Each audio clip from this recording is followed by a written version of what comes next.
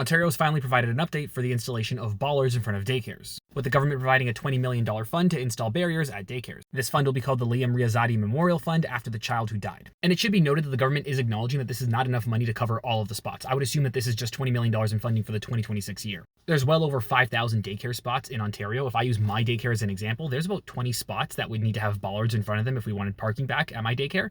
Obviously, that's not the average, but if we were to take a rough estimate of about 10 or 15 bollards per daycare, we're looking at a cost of $500 to probably more to closer to $1,000 per bollard.